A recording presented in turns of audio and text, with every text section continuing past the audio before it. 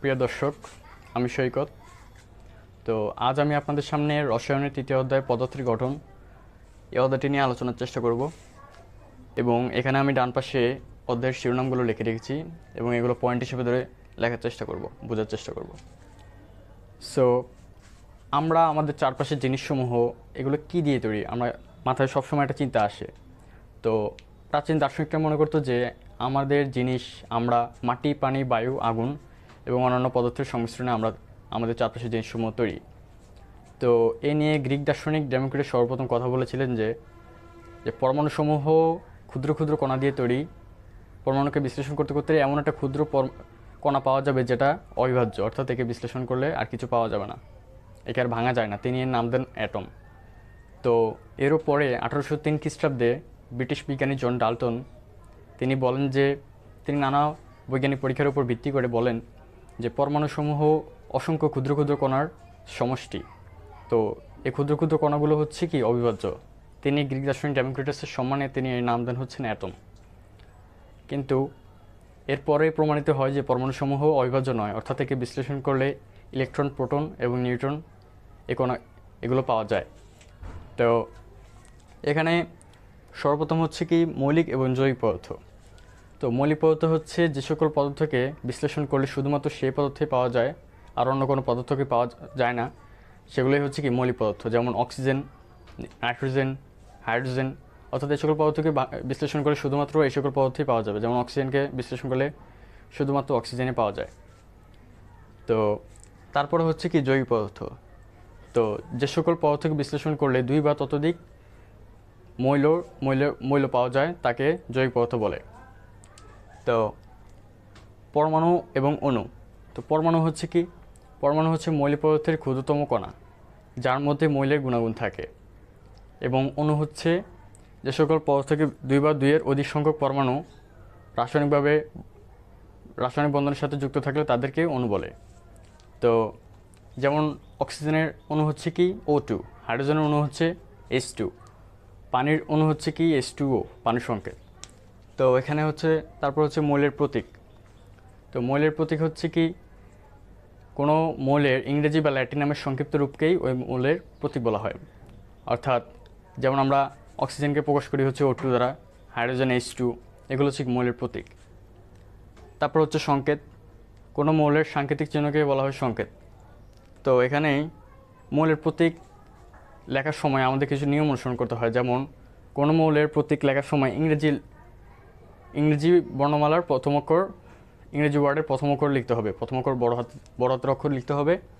এবং যদি একাধিক মৌলের ইংরেজি নামের প্রথম অক্ষর যদি একই হয় তাহলে একটি মৌলের প্রথম অক্ষর ইংরেজি নামের বড় হাতের হবে এবং বাকি মৌলের সময় 2টো অক্ষর ব্যবহার করতে হবে। অর্থাৎ প্রথম মৌল হবে ইংরেজি নামের বড় হাতের অক্ষর এবং আরেকটি ওয়ার্ড ছোট হাতের অক্ষর দিয়ে লিখতে হবে। আবার অনেক মৌল আছে যেগুলো ল্যাটিন নাম দ্বারা প্রকাশ করা হয় সেগুলো। এবং তারপর হচ্ছে পরমাণুর ভেতর কণা। সো পরমাণু প্রোটন, নিউট্রন এবং ইলেকট্রন দ্বারা তৈরি। এই পরমাণু নিউক্লিয়াসে প্রোটন এবং নিউট্রন থাকে এবং নিউক্লিয়াসের বাইরে ইলেকট্রন সমূহ ঘুরতে থাকে। তো ইলেকট্রন হচ্ছে কি? ইলেকট্রন হচ্ছে পরমাণু একটি মূল কণিকা যার আধান বা চার্জ নিরপেক্ষ, একে ই দ্বারা প্রকাশ করা হয়।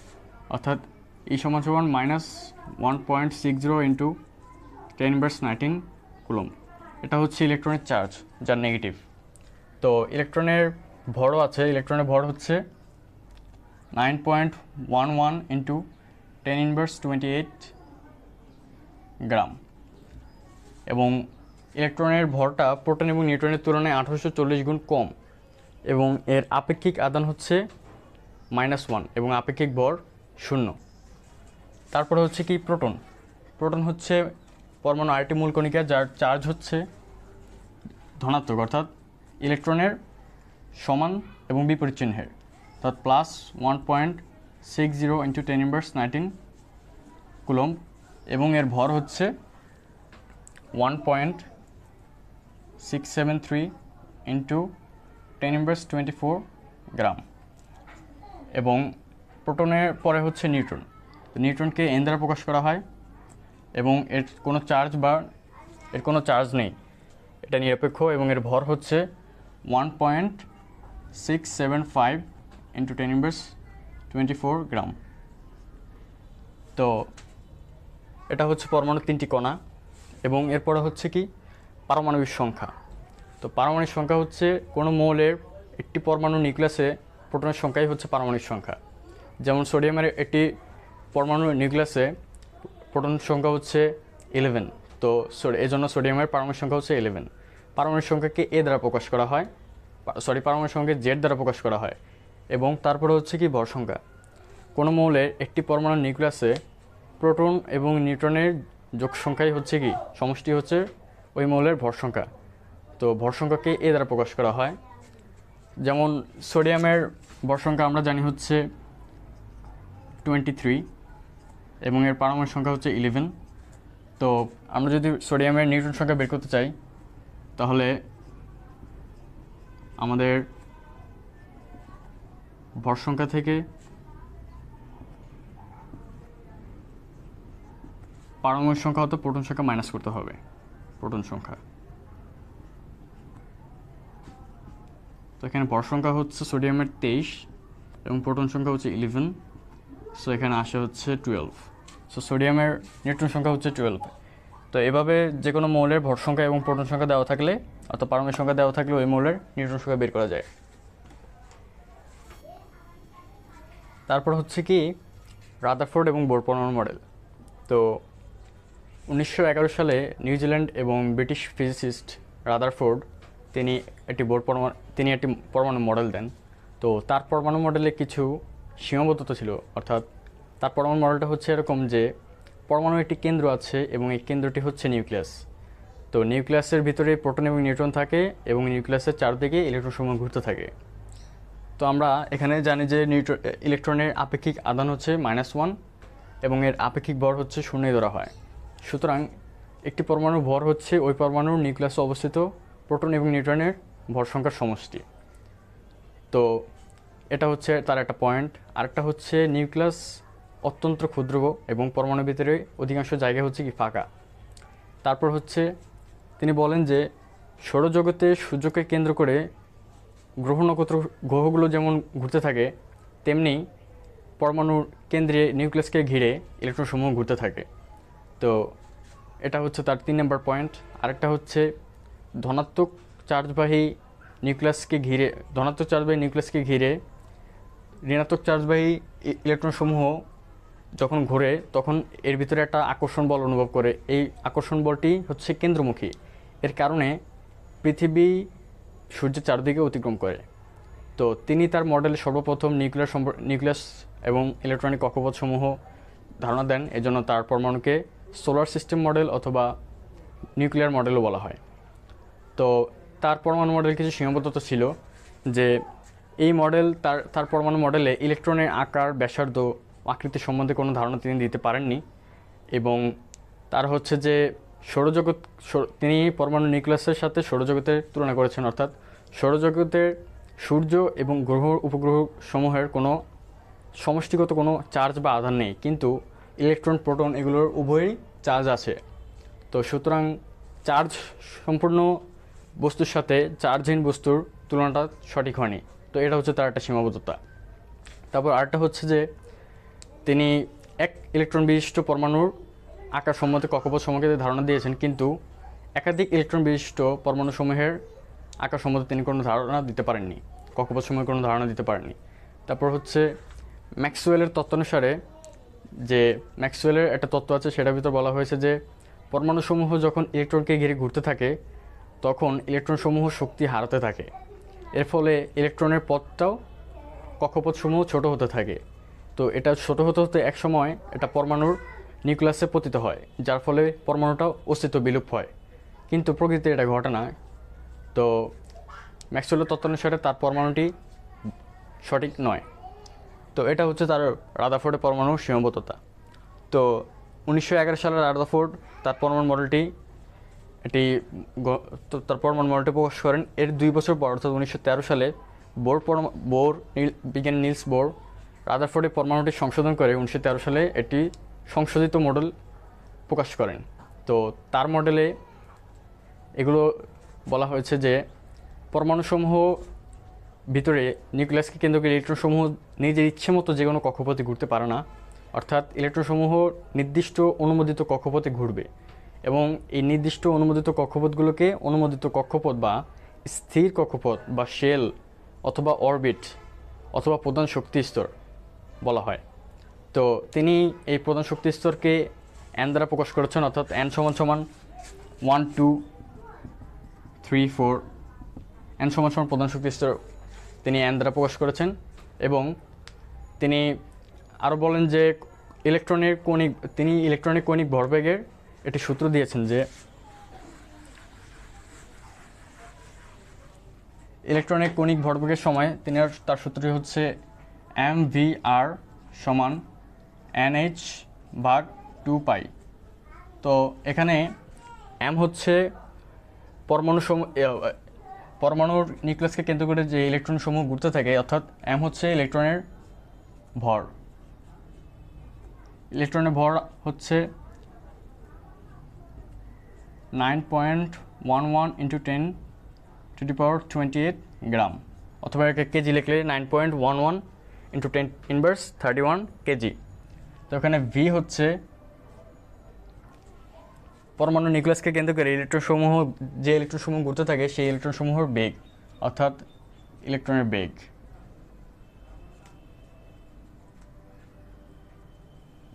এবং আর হচ্ছে পরমাণু নিউক্লিয়াসকে কেন্দ্র করে যে ইলেকট্রনসমূহ ঘুরতে থাকে তার ব্যাসার্ধ, ইলেকট্রনের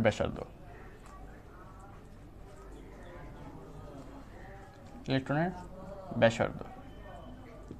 এবং এখানে এইচ হচ্ছে ম্যাক্স প্লাঙ্ক ধ্রুবক, অর্থাৎ এই এইচ এর মান হচ্ছে প্লাঙ্ক ধ্রুবক, এইচ এর মান হচ্ছে 6.626 × 10⁻34 metre square KG per second. এবং এন হচ্ছে প্রধান শক্তি স্তর 1 2 3 4 যাই নেওয়া হয়। তো এটা হচ্ছে ইলেকট্রনিক কৌণিক ভরবেগ।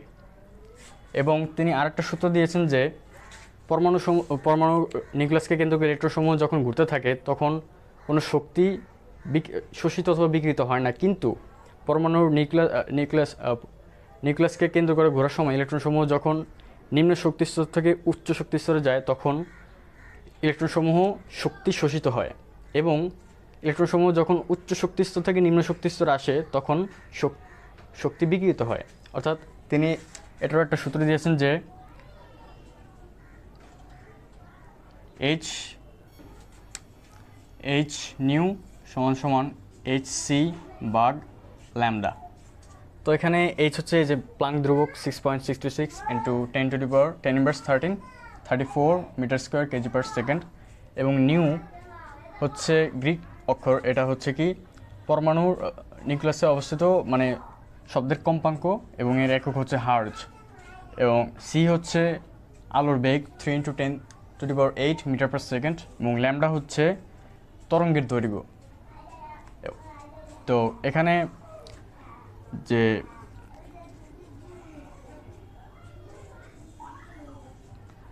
এটাকে যদি আমরা একটা পরমাণুর হিসাবে ধরি, এটা হচ্ছে কি পরমাণুর ভিতরে নিউক্লিয়াস, এবং এখানে যদি একটা ইলেকট্রন দেখি আমরা চিন্তা করি যে ইলেকট্রনসমূহ যখন নিম্ন শক্তি স্তর থেকে উচ্চ শক্তি স্তরে যায়, অর্থাৎ নিম্ন শক্তি স্তরে থেকে উচ্চ শক্তি স্তরে যায় তখন ইলেকট্রনসমূহ শক্তি শোষিত হয়, এবং ইলেকট্রনসমূহ যখন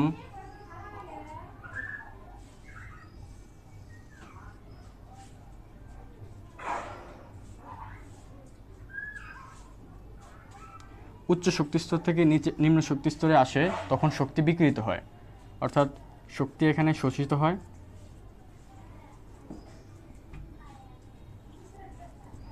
এবং শক্তি এখানে বিকৃত হয়।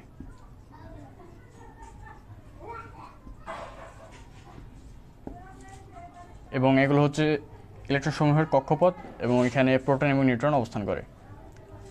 তো এটাই হচ্ছে বোর পরমাণু মডেলের পয়েন্টসমূহ। এবং তিনি তার বোর পরমাণু মডেলে কিছু সাফল্য আছে যেগুলো রাদারফোর্ডের পরমাণুতে নাই, কিন্তু বোর পরমাণু মডেলে এগুলো ব্যাখ্যা করা হয়েছে। যেমন রাদারফোর্ডের পরমাণু মডেলে তিনি সৌরজগতের সাথে ইলেকট্রনসমূহের সৌরজগতের গ্রহগুলোর সাথে ইলেকট্রনসমূহের ব্যাখ্যা করেছেন। তো কিন্তু তিনি ইলেকট্রনসমূহের আকার ব্যাসার্ধ দিতে পারেননি। কিন্তু এখানে বোর পরমাণু মডেলে ইলেকট্রনসমূহের কৌণিক ভরবেগ এবং কক্ষপথের ব্যাখ্যা দেওয়া হয়েছে। অন্যদিকে রাদারফোর্ডের পরমাণু মডেলে এক ইলেকট্রন বিশিষ্ট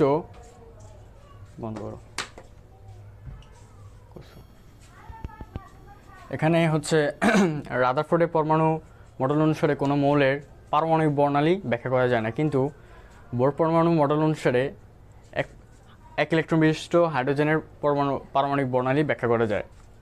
আবার অন্যদিকে হচ্ছে রাদারফোর্ডের পরমাণু মডেলে কোনো মৌলর ইলেকট্রনের অবস্থান পরিবর্তন হলে, অর্থাৎ এক কক্ষপথ থেকে অন্য কক্ষপথ ইলেকট্রনসমূহ যাতায়াত করলে কি পরিবর্তন হয়, শক্তি শোষিত অথবা বিকিরিত কী পরিবর্তন হয়, তিনি এর কোনো ব্যাখ্যা দেননি। অন্যদিকে বোর পরমাণু মডেল অনুসারে তিনি বলেন যে ইলেকট্রনসমূহ যখন নিম্ন শক্তিস্তর থেকে উচ্চ শক্তিস্তরে যায় তখন ইলেকট্রনসমূহের শক্তি শোষিত হয়, এবং ইলেকট্রনসমূহ যখন উচ্চ শক্তিস্তর থেকে নিম্ন শক্তির স্তরে যায় তখন ইলেকট্রনসমূহের শক্তি বিকিরিত হয়। তো এই হচ্ছে বোর পরমাণু মডেলের সাফল্য। এবং তারপরেও তার বোর পরমাণু মডেলে কিছু সীমাবদ্ধতা আছে, যে তিনি তার বোর পরমাণু মডেল অনুসারে এক ইলেকট্রন বিশিষ্ট হাইড্রোজেনের পারমাণবিক বর্ণালী ব্যাখ্যা করা যায়, কিন্তু একাধিক ইলেকট্রন বিশিষ্ট পরমাণুসমূহের পারমাণবিক বর্ণালী ব্যাখ্যা করা যায় না। অন্যদিকে বোর পরমাণু মডেলে বলা আছে যে একটি মৌলের এক ইলেকট্রন বিশিষ্ট হাইড্রোজেনের পরমাণুতে যে পারমাণবিক বর্ণালী দেখা যায় সেটা হচ্ছে একটি রেখা, কিন্তু শক্তিশালী যন্ত্র দিয়ে একে পরীক্ষা করলে ক্ষুদ্র ক্ষুদ্র অনেক রেখার সমষ্টি হিসেবে দেখা যায়, অর্থাৎ তার এই সিদ্ধান্তটি ভুল। তো অন্যদিকে হচ্ছে বোর পরমাণু মডেলে যে বোর পরমাণু মডেলের এগুলো হচ্ছে সীমাবদ্ধতা। অন্যদিকে তারপর হচ্ছে পরমাণু শক্তি স্তরে ইলেকট্রন বিন্যাস। তো পরমাণুসমূহের ইলেকট্রন বিন্যাস হচ্ছে প্রধান শক্তি স্তর হচ্ছে n সমান 1 2 3 4 এগুলো দ্বারা প্রকাশ করা হয়, এবং উপশক্তি স্তর আছে পরমাণুসমূহের, উপশক্তি স্তরকে L দ্বারা প্রকাশ করা হয়, অর্থাৎ L এর মান হচ্ছে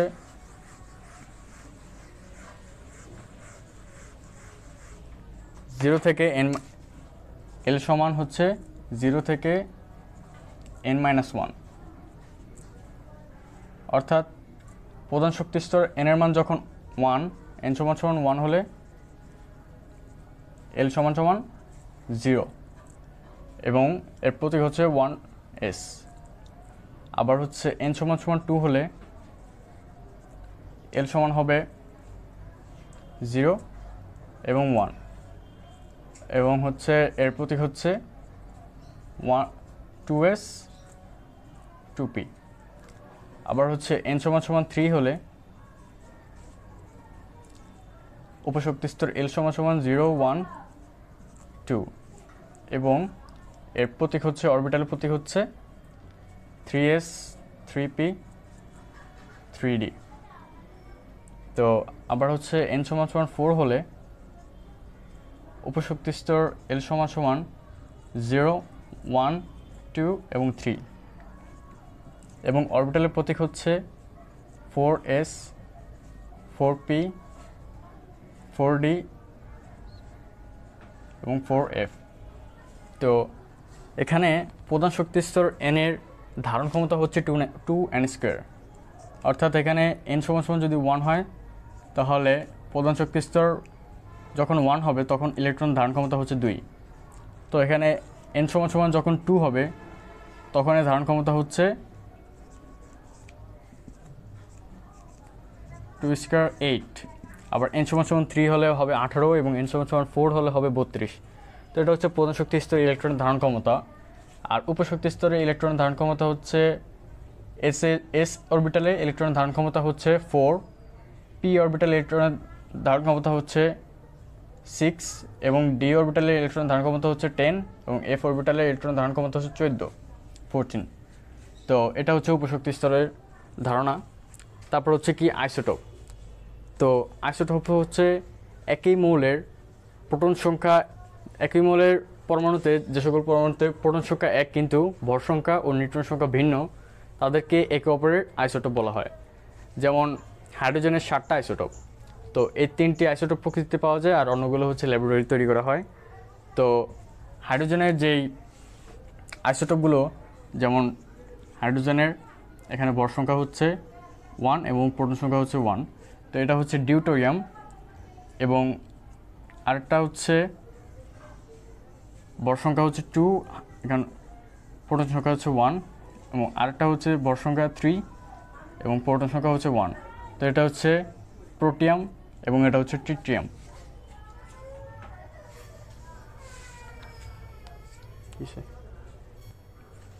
তো এই হচ্ছে আইসোটোপের সামান্য বর্ণনা। তারপর হচ্ছে আমরা আপেক্ষিক পারমাণবিক ভর, তো এটাকে আমরা বের করার চেষ্টা করব। তো আপেক্ষিক পারমাণবিক ভরের একটা সূত্র আছে যে আপেক্ষিক পারমাণবিক ভর সমান মৌলের একটি পরমাণুর ভর ডিভাইডেড বাই কার্বনের আইসোটোপের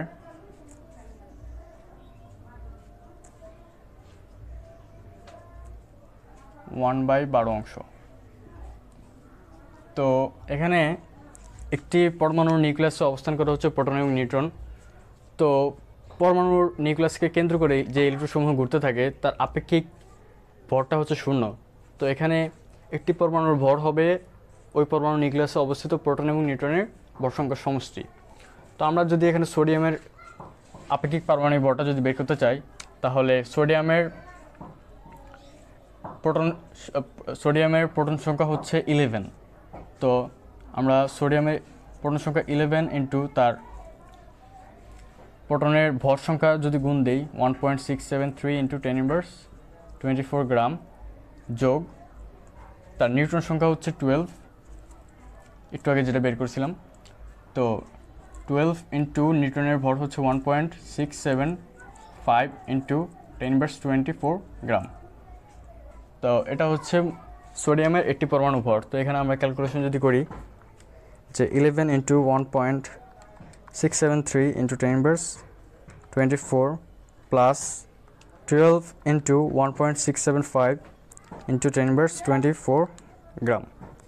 তো এখানে হচ্ছে 3.85 টু 20 গ্রাম। আর হচ্ছে কার্বন আইসোটোপের 1/12 অংশ। তো কার্বনেরটা আমরা যদি বের করি, কার্বন আইসোটোপের 1/12 অংশ হচ্ছে 1/1.66 ইন্টু 10^24 গ্রাম। তো এটা আসছে কোথা থেকে? এটা হচ্ছে কার্বনের যে নিউক্লিয়াস, তো নিউক্লিয়াসে প্রোটন আছে 6টা, অর্থাৎ কার্বনের যদি আমরা এখানে বের করি যে কার্বনের হচ্ছে প্রোটন সংখ্যা হচ্ছে 6, আর হচ্ছে প্রোটনের ভর হচ্ছে 1.673 ইন্টু 10^24 গ্রাম, আর নিউট্রন সংখ্যাও সমান। কার্বনের ভর সংখ্যা হচ্ছে একটি পরমাণুর ভর সংখ্যা হচ্ছে 12, তো 12 থেকে তার প্রোটন সংখ্যা 6 মাইনাস করলে হচ্ছে 6। তো নিউট্রন সংখ্যার সাথে আমরা নিউটনের ভরটা যদি গুণ দেই যে 1.675 ইন্টু 10^24 গ্রাম, তো এখানে ক্যালকুলেশন করলে হয় হচ্ছে 6 into 1.673 into 10^24 plus 6 into 1.675 into 10^24 gram. তো এখানে হচ্ছে 2.008 ইন্টু, তো এটার 12 ভাগের 1 অংশ। তো এটাকে যদি 12 দ্বারা ভাগ করি তাহলে আমরা এটা পাই 1.677 ইন্টু 10^24 গ্রাম। তো এখানে আমরা সোডিয়ামের একটি পরমাণু ভর বের করেছি, অর্থাৎ এখানে যদি আমরা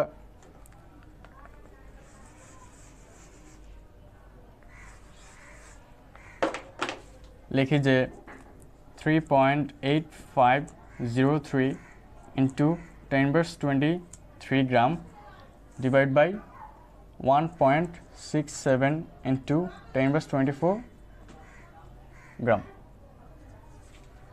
তো এখানে ক্যালকুলেশন করলে হবে, ক্যালকুলেশনটা করি যে 3.805 into 10^23 divide by 1.67 into 10^24 gram. তো এখানে হচ্ছে 22.78, অর্থাৎ হচ্ছে প্রায় 23। তো এখানে এটা হচ্ছে সোডিয়ামের আপেক্ষিক পারমাণবিক ভর। তো এখানে সোডিয়ামটা আমরা বের করেছি যে কোনো মৌলের, এখানে তার পারমাণবিক ভরটা বের করে কার্বনের 1/12 অংশ দ্বারা ভাগ করলেই তার আপেক্ষিক পারমাণবিক ভরটা পাওয়া যায়। তারপরে হচ্ছে মৌলের গড় আপেক্ষিক পারমাণবিক ভর। তো প্রকৃতিতে আমরা যেই মৌলগুলো পাই তার শতকরা একটা পরিমাণ আছে এবং তার ভরকে, যেমন আমরা যদি এখানে লিখি যে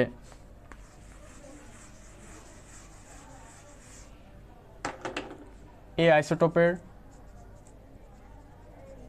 প্রকৃতিতে প্রায় সব মৌলের একাধিক আইসোটোপ পাওয়া যায়, অর্থাৎ এই আইসোটোপের যদি আমরা দেখি যে একটি মৌলের,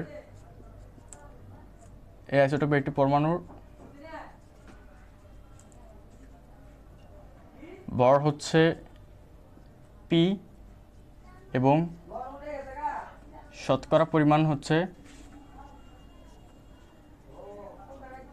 কিউ, এবং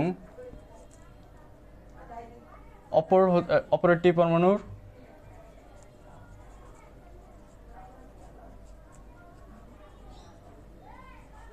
ভর যদি আমরা দেখি এম এবং শতকরা পরিমাণ যদি দেখি এন, তাহলে উক্ত আইসোটোপের গড় আপেক্ষিক ভর সমান পি ইন্টু কিউ, অর্থাৎ মৌলের ভর ইন্টু তার শতকরা পরিমাণের সাথে অপর একটি মৌলের ভর ইন্টু তার শতকরা পরিমাণ, অর্থাৎ M into N divide by 100। তো এখানে যে কোনো মৌলের তার শতকরা পরিমাণ যদি দেওয়া থাকে আর হচ্ছে তার ভর যদি দেওয়া থাকে দুটি আইসোটোপ, তাহলে 100 দ্বারা ভাগ করলে তার গড় আপেক্ষিক ভর পাওয়া যায়। এবং সর্বশেষ হচ্ছে আণবিক ভর। তো আণবিক ভর হচ্ছে কোনো একটি অণু, যেমন এখানে আমরা কোনো একটি অণু যেমন H2SO4 অর্থাৎ সালফিউরিক অ্যাসিড, তো এটার আমরা আণবিক ভরটা বের করার চেষ্টা করব। তো এখানে 3টি মৌলের পরমাণু আছে, অর্থাৎ হাইড্রোজেন, সালফার এবং অক্সিজেন। তো উক্ত পরমাণুসমূহের গড় আপেক্ষিক পারমাণবিক ভর দ্বারা যদি গুণ দেই, প্রত্যেকটার পরমাণুর সাথে যদি তার নিজস্ব গড় আপেক্ষিক পারমাণবিক দ্বারা যদি গুণ দেয়, তাহলে তার আণবিক ভর পাওয়া যায়। অর্থাৎ এখানে হাইড্রোজেনের হচ্ছে 1 তার এবং হচ্ছে 2 পরমাণু ইন্টু 2, এবং সালফার হচ্ছে সালফার একটি আছে, তাহলে এখানে হচ্ছে 32, আর হচ্ছে অক্সিজেন হচ্ছে 16 ইন্টু 4। তো এখানে হচ্ছে 2 আর 32 হচ্ছে 34 প্লাস এখানে ইন্টু 4, অর্থাৎ এখানে হচ্ছে তার সালফিউরিক অ্যাসিডের আপেক্ষিক আণবিক ভর হচ্ছে 98। তো এখানে যে কোনো মৌলের আপেক্ষিক আণবিক ভর এভাবে তার নিজস্ব পরমাণুর সংখ্যার সাথে তার পরমাণুর সংখ্যা গুণ দিলেই আপেক্ষিক আণবিক ভর পাওয়া যায়। তো এই হচ্ছে একটি তৃতীয় অধ্যায়ের শিরোনামের প্রত্যেকটি শিরোনামে আলোচনা করলাম। তো আশা করি আপনারা উপকৃত হয়েছেন, এবং যদি কোনো ভুল হয়ে থাকে তাহলে কমেন্ট বক্সে লিখে রাখবেন। তো পরে কোনো ভিডিওতে আমরা ইনশাল্লাহ চেষ্টা করবো আশা।